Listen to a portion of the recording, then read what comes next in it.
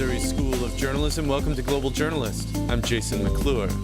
Just over a year ago, Myanmar security forces were wrapping up a massive offensive against the country's Rohingya Muslim minority. Now, for the military, this operation was an enormous success. In a matter of weeks, more than 720,000 Rohingya were forced to flee to neighboring Bangladesh in what the head of Myanmar's military called, quote, a clearance operation in the country's Rakhine State. A year later, we have a clearer picture of what happened in Myanmar last year. A recent report from the UN Human Rights Council concluded that at least 10,000 people were killed, nearly all civilians. Myanmar security forces gang-raped Rohingya women and burned people inside their homes. Children, the elderly, and people with disabilities were not spared.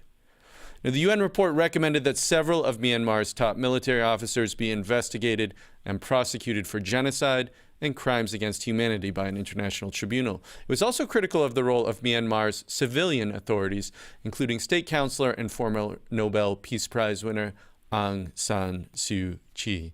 So on this edition of Global Journalist, we'll take a closer look at the campaign of ethnic cleansing in Myanmar and the future prospects for both the people who carried it out, as well as the nearly 1 million Rohingya refugees across the border in Bangladesh.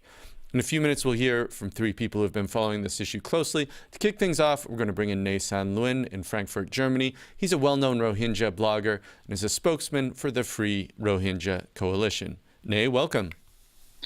Thanks so much for having me here. Well, the Rohingya have experienced decades of discrimination in Myanmar. Obviously, this isn't something that just came about last year. You left Myanmar back in 2001. What was your experience with discrimination?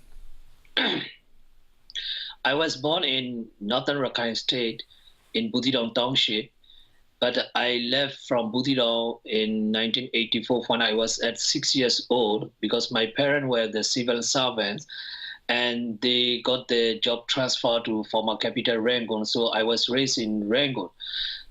But, you know, while I was living in Rangoon, I didn't hear much about the persecution against the Rohingya because there was the telecommunication problem and the many restrictions in Rakhine State. So nobody is brave enough to inform the people who are living in capital or across the country. So when I left from the country in 1997, I started hearing about the plight of my fellow Rohingya in Rakhine State because since there are the several restrictions against the Rohingya, they cannot move to they cannot travel to the state capital city. Whenever they need the emergency medical treatment, they need to go to the Bangladesh, and from there, you know, they spread the information wherever they have, how they are suffering, how there are the restrictions imposed against them, how they are living in the situation like living inside the open air prison. So I start hearing about their suffering in 1997. At the time, my father also left from his government job and he was working abroad. He told me his personal experience before I born in 1978. You know, he witnessed the Dragon King operation. He told me that this is what we are facing is the genocide. So I heard the word genocide 20 years ago. So it sounds like your family actually, because you grew up in the capital, didn't experience many of the restrictions that the Rohingya have traditionally faced. Restrictions on freedom of movement, restrictions on family size, how many children you could have, the use of forced labor, evictions. But then you moved overseas and you lived in Saudi Arabia for a time. But even then you had some problems with the government. Yeah, because, you know, after I left from the country in 2001, this was my last time in Myanmar. So I decided to work for the Rohingya. I started the campaign for them in 2001. In 2008 or 9, I don't remember when I tried to renew my passport at the Riyadh, at the embassy in Riyadh, they stopped renewing my passport. They told me that they need a special permission from the NAPIRO because they know that I am campaigning for my people. That is the reason, they stopped renewing my passport, and finally I had to migrate to Germany to sought the asylum here. But so essentially, you became a stateless person, and this is one of the issues the Rohingya have faced historically, is that they don't have citizenship within Myanmar and aren't granted the same rights as other citizens. But let me ask you about Aung San Suu Kyi specifically, because you grew up in Myanmar during the time of the military dictatorship. She was obviously an icon of resistance to that dictatorship and a well-known democracy proponent. How did your views of her change? Since I was child, I was at the 10 years old. I follow her. I joined the first public appearance at the Shinagong Pagoda, and we were always following her. I was her big fan. We like her speech. We thought that the country will change when she got the power, and the Rohingya also supported her. My own uncle lived in Budidong.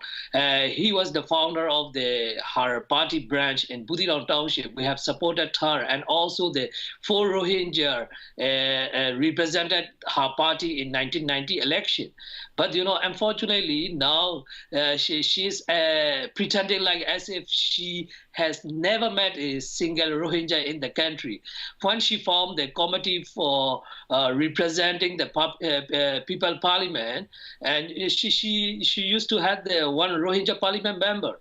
So now, all her party member and also the senior official who have the relationship with the Rohingya, they are also denying our existence. They are just backing the propaganda made by the Burmese military. So they are saying as if we are the recent migrant. We were just given the white card by the temporary registration card by the military government. But actually, so sorry. If I could just recap your point, then it sounds like Aung San Suu Kyi, she had a lot of support even while she was a political prisoner during the military junta. She turned her back, or you feel like she turned her back on the Rohingya since being released and since since her party, the National League for Democracy, took power back in a couple years ago. But let me turn you, if I could, to the roughly 1 million Rohingya who are living in refugee camps in Bangladesh now. How likely is it that these people will be able to return to Myanmar? This is not the first exodus. This exodus started in 1978, again in 1991, again in 2016, and then 2017. This is the 4th exodus. In 1978, about 270,000 had to flee to Bangladesh, and they were repatriated a few months later as Rohingya. But in 1982, their citizenship were taken away, and we became stateless within our own country. So, now they again launched the operation against these people because they didn't have the protection. So now almost 1.1 million people are taking refuge in Bangladesh. These people cannot go back to their homeland unless there is the international protection for them. For sure, Burmese military and the Burmese government will never give them the protection. If they go back, they will be persecuted again, and they will have to flee to Bangladesh again. That is the reason even the Bangladesh Prime Minister is asking the safe zone, but we are not asking the safe zone. We are asking the international protection, different protection, not like the UN peacekeeping force. So these people. Well, we're going to talk about the prospects for some sort of peacekeeping force a little bit later in the program, but we're just out of time for now, Ne San Nguyen. Thank you so much for joining us today. Thank you so much. A reminder that this is Global Journalist. On today's program, we're talking about the prospects for justice for those in the Myanmar military who carried out what a UN investigation team concluded was genocide against against the country's Rohingya minority. We're also going to be looking at the prospects for the hundreds of thousands of Rohingya who have fled the country and are considered stateless people. Now, to broaden our discussion, we're going to bring in three other guests. Joining us from Binghamton, New York, is Max Impunity. He's the co-director of the Institute for Genocide and Mass Atrocity Prevention at Binghamton University. Max, welcome. Thank you. Good to be here. And with us from Bangkok, Thailand, is Verena Holzel. She's a journalist based in Myanmar who's reported for Time, Deutsche Welle, and the German magazine Der Spiegel. Verena, welcome. Hi. And also with us from Chicago is Azim Ibrahim. He's an adjunct research professor at the U.S. Army War College and author of the book The Rohingyas Inside Myanmar's Genocide. Azim, welcome. Thanks for having me. Well, Max Pensky, if I could start with you. Let's start with the word genocide. That's one thing that was striking about this UN Human Rights Council report that was released several weeks ago. Were people expecting this? What's the significance of the use of that? Well, diplomatic language in general and UN language in particular has been traditionally very reluctant to use the word genocide to describe these massive violations of human rights. And the reason for that is that the Genocide Convention, which is 70 years old this year, from 1948, has signatories from all over the world, including Myanmar. Signatories to the Genocide Convention commit, as a matter of law, that they will do whatever is in their power to prohibit, prevent, and punish the crime of genocide. So for that reason, when a diplomatic body like the UN goes on record in an official document and labels a mass atrocity as genocidal, that also signals to the international community that they have themselves very concrete legal obligations that they have to fulfill in order to fulfill their commitment to the as signatories of the Genocide Convention. So it's not. We'll talk about whether or not those obligations actually are getting fulfilled or will get fulfilled in a moment, but I want to turn this to Verena Holzel as well, because the other thing that was striking about this UN report was that it actually names several names of generals in the Myanmar military and says that these are the people who ordered this, who planned this, who carried this out. The Army's commander-in-chief, a guy named Min Aung Hlaing, the deputy commander-in-chief of the Army, Aung Kyaw Zhao.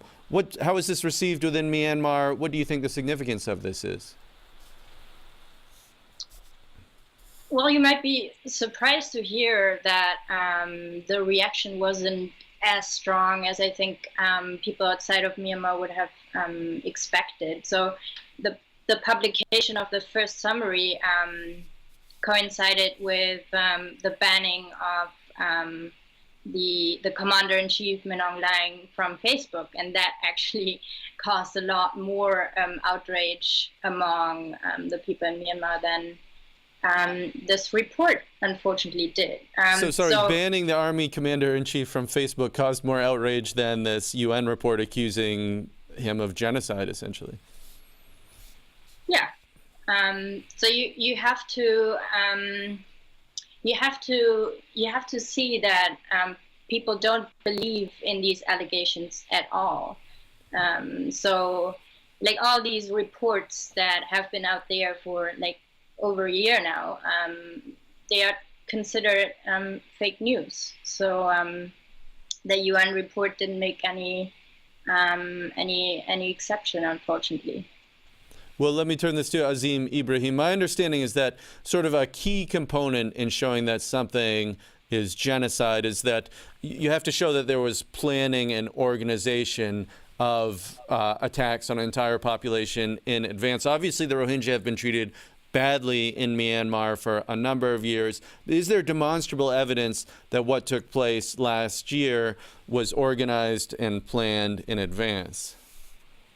If one looks into the report that the United Nations produced, all 444 pages of it, it becomes extremely clear that there was extensive planning, pre-planning, and organization behind this campaign to rid the country of the Rohingya. The Myanmar military and Myanmar authorities have been working on this for over half a century, and now that they've seen an opportunity to do so, they essentially executed it with military precision. And this became very clear, this comes out very clear in the United Nations report, that multiple villages were attacked At the same time, the exact same tactics were used in each of the villages where people were isolated, women and children were separated from the men.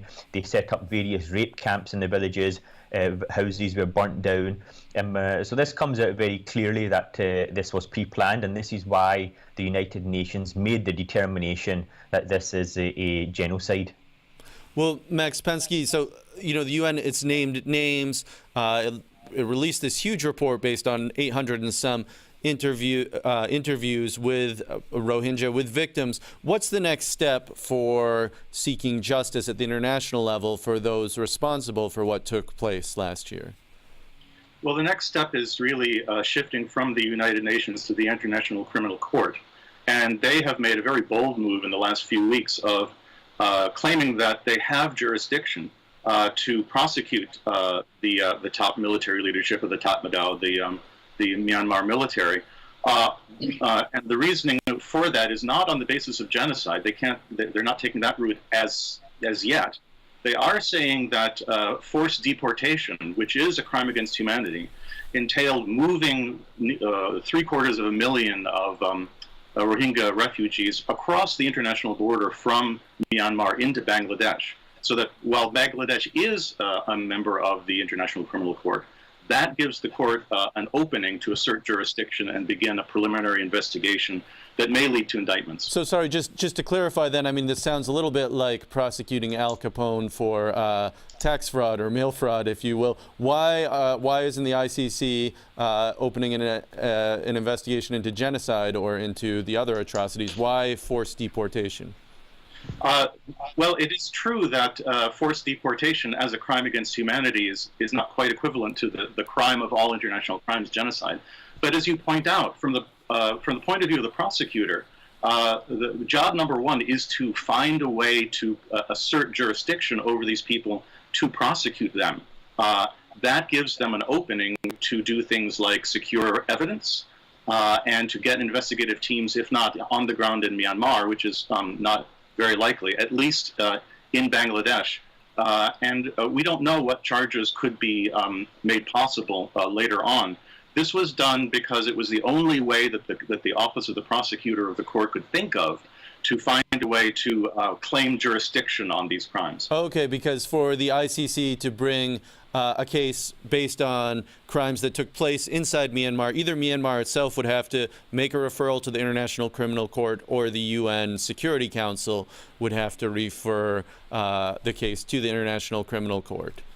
And the latter possibility was extremely unlikely given the high likelihood that China, which is a permanent member of the Security Council, would have vetoed that attempt. Well, Verena Holtzel, I want to ask you about the case of these two Reuters journalists who have been in jail since last year for reporting on a massacre of Rohingya men in one village that took place during the events of last year. Their names are Walone and Kya So-u. Remind us what it is they did and what their status is. Their status is that they were, beginning of September, they were sentenced to 7 years in prison, both of them, for breaching the national, for like telling the international community national secrets, basically. So, if you will, they are accused of being spies who work for the international community. What they actually did is they are Reuters reporters, and they were brave enough to go into northern Rakhine State, which was and still is a black box for most journalists because foreigners aren't allowed in. And locals are very much scared of going in because they know these things can happen. And the one big thing that they managed to get is like the admission of perpetrators that these crimes really have happened, and that obviously didn't go well with the government and the military. Because they actually interviewed some of the people that participated in the killing of these men in this one village, including the people who literally dug the graves for them. We're just going to take a moment to remind you that you're tuned into Global Journalist. I'm Jason McClure. On today's program, we're talking about Myanmar's ethnic cleansing of its Rohingya minority and whether those responsible will ever be held to account. We're joined by Max Pensky of Binghamton University, the journalist Verena Hotzel, and Azim Ibrahim of the U.S. Army War College. If you're interested in more Global Journalists, check us out online at globaljournalist.org. You can find our archives and additional coverage of underreported international news, human rights, and press freedom issues. You can also like us on Facebook, where we live stream, follow us on Twitter, subscribe to the podcast on iTunes, or see our videocast on YouTube. Well, Azim Ibrahim, we would be remiss if we didn't talk about the role of Aung San Suu Kyi, Myanmar's state counselor, the most powerful civilian politician, obviously someone who's well known in the West since she won a Nobel Peace Prize for her resistance to Myanmar's military junta. There seem to be a couple different schools of thought about her role in the genocide, ethnic cleansing that's taken place. One that just says that she's sort of culpable in the sense that she didn't use her moral authority to speak out against what happened. There's another view that she's been more active in spreading disinformation and in actively giving cover to the military's genocide, essentially. What's your take on this? Well, one of the questions I get asked most often, Jason, is that why is this happening now? Why did this happen in 2017 when you are claiming that the Myanmar authorities have been trying to get rid of the Rohingya for over half a century? And if you look at genocides and the history of genocides, it's very common for the perpetrators of a genocide to undertake a dry run, to undertake a test run to see if they can get away with this with the international community and local actors. The Myanmar military undertook a test run in October 2016 when they burnt down a number of villages and expelled tens of thousands of Rohingya into Bangladesh and murdered and raped dozens upon dozens of them. And they learnt three important lessons. One of the most critical lessons that they learnt is that Aung San Suu Kyi defends the military in public. Aung San Suu Kyi became a shield for all criticism against the military in the public domain and in the international media. For example, when the United Nations produced a report saying that ethnic cleansing is happening, she said to BBC's Fergal Keane that ethnic cleansing is far too strong a word to use. Both sides are equally to blame. So drawing a moral equivalence between the two parties, the persecuted and the perpetrators. When the UN also produced a report saying that 52% of Rohingya women had been raped, she said on her Facebook page that this is fake rape. And those comments are still up on her Facebook page. When the UN passed a resolution for a full fact-finding mission, she said this will not be very helpful, and it was her office that refused to give visas to the UN. So I accept she does not control the military directly, but she does control the visas in her country. She is the de facto foreign minister in her country, and she has continuously refused to use her office to even say the word Rohingya, let alone stand up for them. So it sounds like, in part, she's traded on this enormous credibility that she built up during her years as a political prisoner resisting the military junta to essentially provide cover for the military to carry out these atrocities. But when I was researching my book, Jason, I interviewed dozens and dozens of people. Almost everybody that had known her intimately for many years told me that Aung San Suu Kyi is a Burma Buddhist nationalist. She believes that Burma is a country just for the Buddhists, and these minorities just happen to be there, and they don't actually belong in Burma. Only Buddhists can be loyal citizens of this country. And she herself has said that she is not a humanitarian icon. She is a politician. And she has simply made a political calculation now that the Rohingya issue is simply not worth utilising any of her political capital over. Well, Max Pensky, if I could turn this to you. We mentioned that the UN released this big report in August saying that what happened is a genocide. Then just last week, the U.S. State Department released its own very extensive report based on more than 1,000 interviews with Rohingya. And it confirms essentially everything that the UN says, but it doesn't call what's happened in Myanmar genocide. Talk to us about that. It goes back to the point that I made earlier, which is that the term genocide carries with it very concrete legal obligations on the part of states. And the United States, took decades after 1948 to ratify the Genocide Convention. It was a very late adopter of the Genocide Convention. It was sort of late to the show there. And still to this day, I think the State Department, especially in its current manifestation, is extremely reluctant to undertake any substantive international legal obligations around genocide. And so I think that it's not terribly surprising that the State Department looks at all the same facts that the UN does, interviews the same people that the UN does, but then is much more reluctant than the UN to actually describe the situation as a genocide, which it clearly is. Well, Verena Holtzel, if I could turn this to you. You've spent some time in the major Rohingya refugee camps in Bangladesh, just over the border from Myanmar. Tell us, if you would, about the living conditions there. I understand you also witnessed a program that sought to reunite families in refugee camps that have been separated by the violence. Yes, I've been there a couple of times over the past year, and as you can imagine, it has developed a lot. So what was like anarchy in the beginning has developed into a sort of, I mean, you can even call this a sort of city. It's over 1 million people, and obviously they have restarted their lives. So you have shops in there, people are trying to work, to make money. They have built their shelters. So, yeah, you can say in a way that they try as much as they can to go on with their lives, because, yeah, I mean, what other possibility do they have, right? To maybe share something more uplifting than like all the misery and the fact that these people are still stateless. They are not only refugees, they are also stateless. So that makes the whole problem even more complicated to find a better future for them.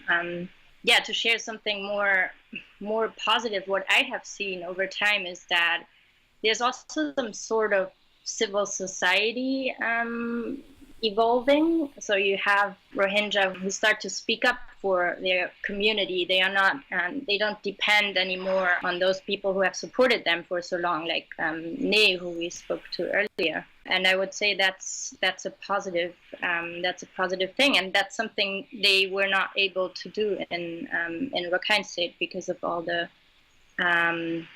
oppression. And what you were referring to, I did a story in July about the reunification of families.